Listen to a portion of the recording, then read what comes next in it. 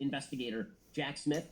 Jack Smith, of course, is the special prosecutor who has brought charges against Trump in the classified documents case down in Florida. There's a possibility he may also do so up in New Jersey. And now apparently he is preparing charges against Donald Trump, another arrest or indictment, along the lines of what Donald Trump did on January 6th. Now, it is unclear exactly what those charges are going to look like. According to CNBC, former President Trump on Tuesday said he'd been told he was a target in that January 6th criminal investigation by special counsel Jack Smith. Trump suggested he may soon face indictment for the January 6th probe, which is focused on Trump's efforts to overturn his loss in the 2020 election to President Joe Biden. A spokesman for Smith declined to comment. Trump wrote that he was given what he called the horrifying news on Sunday evening by his lawyers. This does raise the question as to why Donald Trump released that on, Tuesday.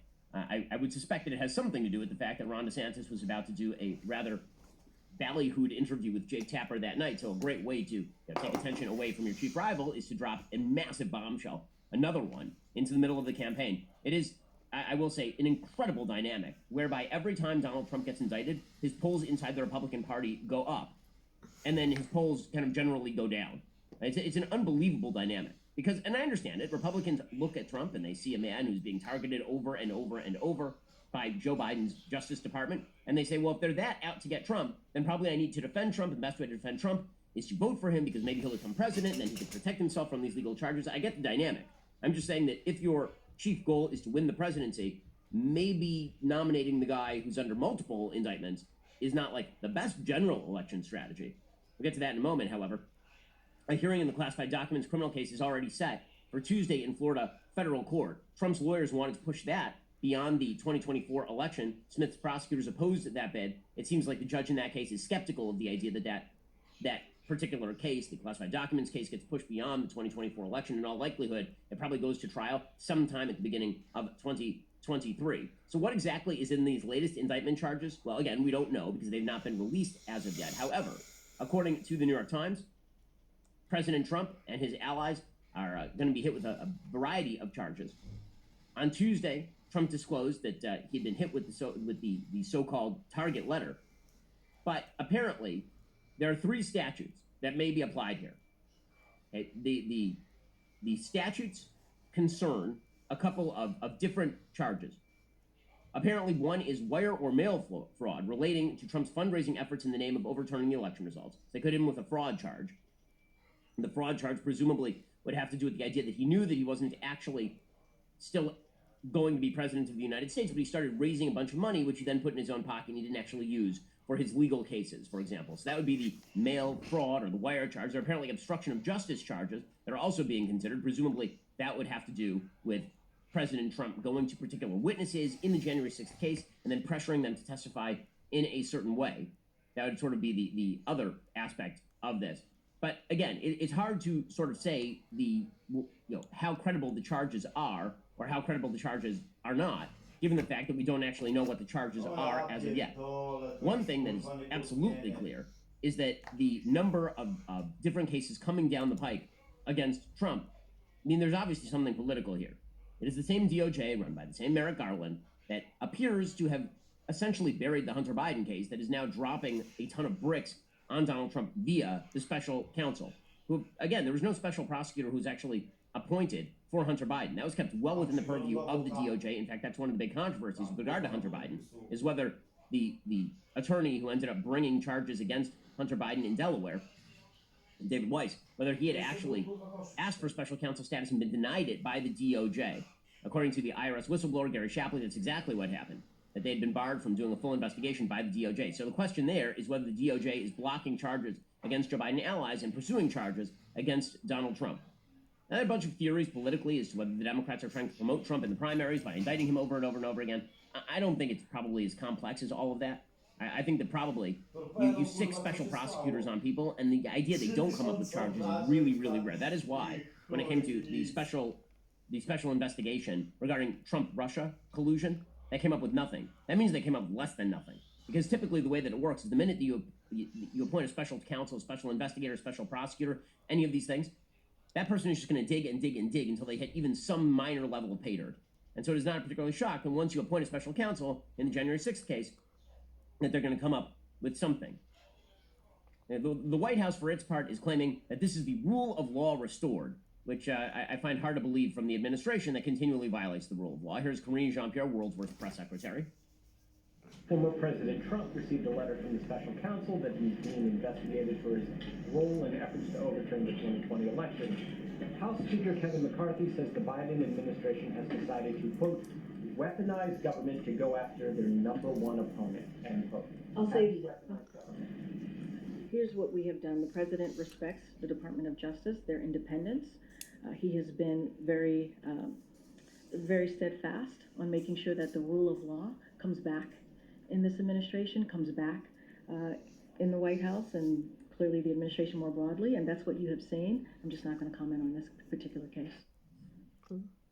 Yeah, again, do I believe that this administration cares deeply about the rule of law? Absolutely not. I mean, they've evidenced zero concern, truthfully, about the rule of law at this point. We'll get deeper into what these charges are and what they are not, because one thing that you'll notice is that they probably will not be under the Insurrection Act, right? There's not going to be any charges of treason here from Jack Smith.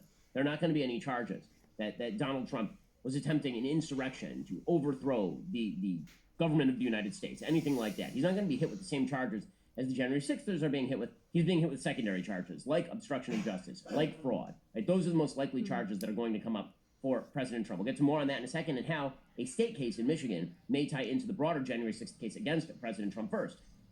You know a company is looking out for you when they actually upgrade your service and don't charge you for it. This is great news for new and current Pure Talk customers. Pure Talk just added data to every plan and includes a mobile hotspot with no price increase whatsoever. If you've considered Pure Talk before but haven't made the switch, take a look again. For just $20 a month, you'll get unlimited talk, text, and now 50% more 5G data plus their new mobile hotspot. This is why I love Pure Talk. They're veteran-owned. They only hire the best customer service team located right here in the great United States of America. Most families are saving almost $1,000 a year while enjoying the most dependable 5G network in America. Remember, you vote with how you spend your money. Stop supporting those woke wireless companies that don't actually like you very much. And go to puretalk.com/Shapiro. You'll save an additional 50% off your first month because they actually value you. That's puretalk.com/Shapiro. Pure Talk is wireless for Americans by Americans. Again, go to puretalk.com/Shapiro. Save an additional 50% off your very first month of coverage. Now, I've been using Pure Talk myself. I use it for all my business calls. They have a great wireless network. And again, you're not giving money to people who hate your guts. So go to puretalk.com/Shapiro. Save an additional 50% off that first month of coverage. This is a company that actually values you. Okay, so the fact of the matter is that when it comes to this particular prosecution, it looks like it's going to be on secondary lines.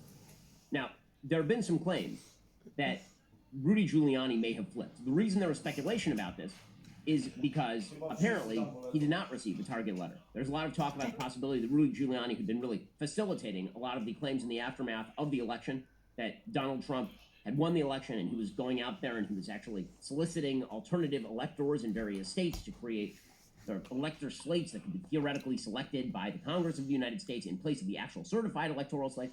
There's a lot of talk that Giuliani was going to get indicted in the January 6th probe. Apparently, that is something that is not going to happen. According to The Independent from the UK, Giuliani reportedly participated in a voluntary interview with prosecutors as part of what is known as a Queen for a Day deal, under which the ex-mayor can avoid indictment for anything he tells prosecutors about during the interview. And apparently, again, he did not receive a target letter in the January 6th probe, according to his own lawyer. With that said, Giuliani's people are saying that he is not testifying against President Trump in any of these cases. Again, it's very hard to assess the merits of the case itself before you actually have the indictment. What I will say is that all of this has been pretty public. I mean, we all saw all of this happen. It is now the year 2023. All this happened in late 2020, early 2021. So the idea that any new information has been uncovered here that radically changes the math, I'm very skeptical of that idea. I have a very tough time believing that they uncovered anything that is brand new in this particular case. And of course, there's still more charges to come, right? This latest federal case is not the state case in Georgia. Now, the big problem for Trump is actually in the state cases. In the federal cases, yes, that is a problem for him. He could theoretically be prosecuted. He could theoretically get prison time. But if Trump were to win the presidency, he could pardon himself. That is not true when it comes to the state level cases. So let's say that he gets prosecuted in Georgia for some sort of election interference statute. Let's say that he got prosecuted and convicted and went to jail. Just on a legal level, the President of the United States cannot pardon himself of the state crime. So that would create a rather large constitutional crisis. Again, the target letter they are saying is about obstruction and it's about fraud. These are all secondary charges that might be easier for them to actually prove than the insurrection charges. But I want to see the evidence. I want to see what they came up with that supposedly changed the math so radically that now Trump is going to be prosecuted on this, the year before the election, while he is currently the Republican front runner. It is also obvious that the prosecutors want to get this thing in before the election, right? They definitely want this guy in the dock during the election season. When Trump says this is election interference, again, two things can be true at once. Number one, it can absolutely be election interference. And number two, it can be that Trump fulfills the elements of the crime. That's probably true when it comes to the classified documents case. And it does speak to President Trump's lack of common sense with regard to the classified documents case. When it comes to the January 6th stuff, and when it comes to obstruction and fraud and all the rest, now the same math may apply. That it's obviously political to target him, and at the same exact time, he may fulfill the elements of a crime, especially when you're talking about trying him in a place with a jury that is Democratic. Presumably, if Jack Smith brings charges on obstruction of justice, he's not going to bring it in Florida. Presumably, he's going to bring it in someplace like Washington, D.C.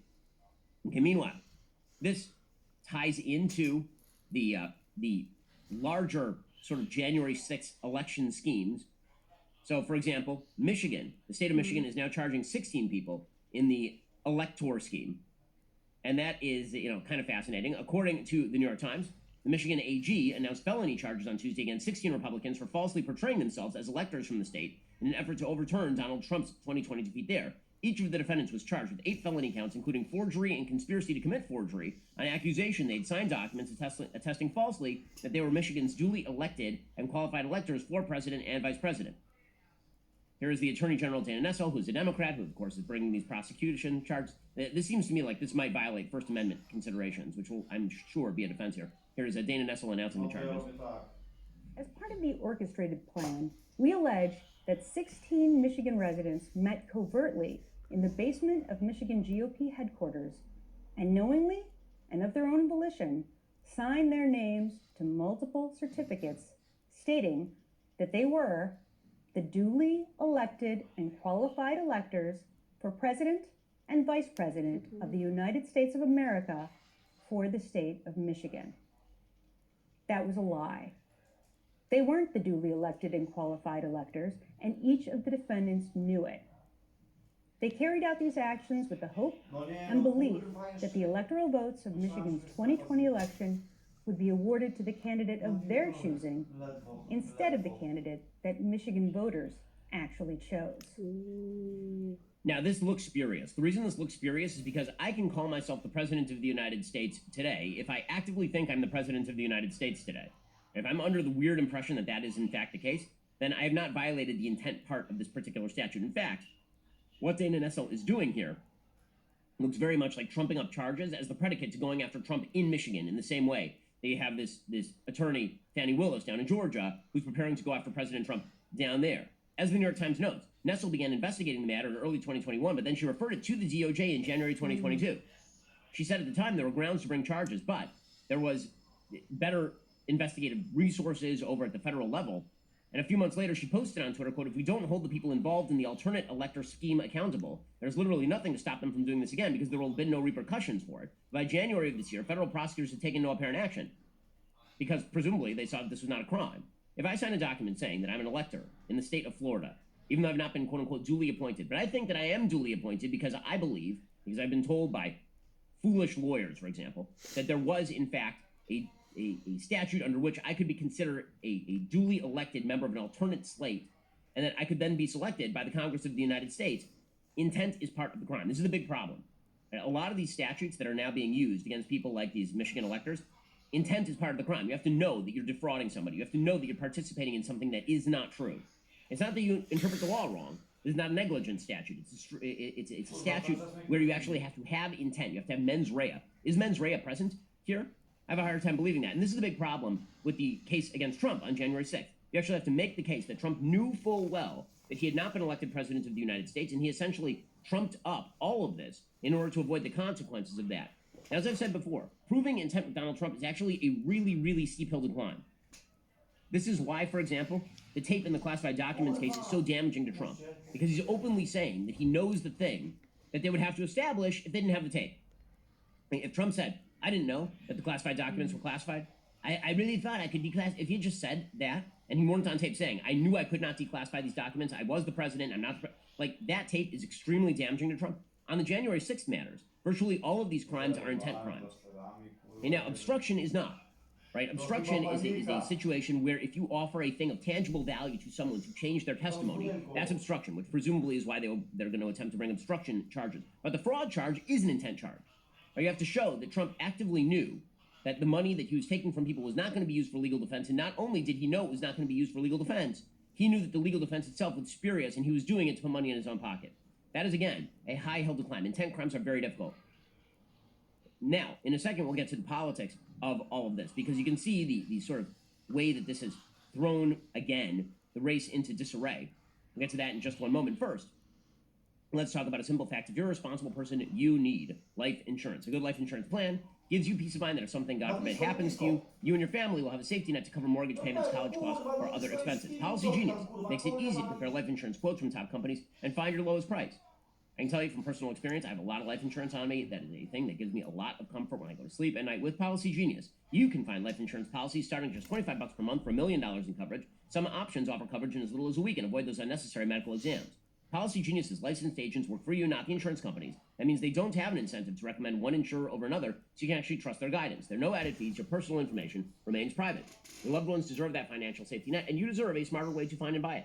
Head over to policygenius.com/Shapiro or click the link in the description to get your free life insurance quotes. See how much you could save. That's policygenius.com/Shapiro. Again, policygenius.com/Shapiro. Go check them out right now. Get the life insurance you need. It's the responsible thing to do. policygenius.com/Shapiro to see how much you could save. Okay, so all of the other candidates are now responding to all of this. And the response seems to be very similar from all of the other candidates, which is, I wouldn't have done what Donald Trump did on January 6th, but the prosecution is political and unfair. Vivek Ramaswamy, who's been extremely pro-Trump throughout this race, he said he would have made very different judgments than President Trump did on January 6th, but he also said that this is obviously politically motivated. Ron DeSantis, he said that Trump should have done something differently on January 6th, but we can't have partisan prosecutions. Here was Governor DeSantis. Difference between being brought up on criminal charges and doing things. Like, for example, I think it was shown how he was in the White House and didn't do anything while things were going on. He should have come out more forcefully, of course that. But to try to criminalize that, that's a different issue entirely. And I think that we want to be in a situation where, you don't have one side just constantly trying to put the other side in jail. And that, unfortunately, is what we're seeing now. Okay, that seems to be the generalized political take from a bunch of Republicans. It's basically like, wouldn't it be great if Donald Trump had not gotten himself in all of this hot water? Wouldn't that have been an awesome thing? Also, it's politically motivated. Brian Kemp, the governor of Georgia, who is no ally of President Trump, Kemp himself turned down Trump's attempts to swivel the election in Georgia. He said they better have some pretty good evidence if they're going to go after him this way. What do you make, if true, that he is the target of an indictment regarding January 6th? I know there's a lot of people, conservatives like me, that are frustrated by things like the New York indictment, but there's no doubt that these things are a distraction to the former president. And I would just tell you, if I was the prosecutor bringing these charges, he better have some damn good evidence if you're going after a former president. And we'll see as the process plays out, but it's certainly a distraction from us beating Joe Biden. Okay, and that is in fact the case. So the question is going to be, in terms of the political consequences, is there a point at which the Republican Party, many members of the base, they have a lot of sympathy for Trump, they think he's being gone after unfairly, and also they realize that it turns out that this battle is not going to win them the White House, that this is actually a problem for them, that the more that Trump is in the headlines about his indictments, the more he is fighting legal battles, the less the headline is that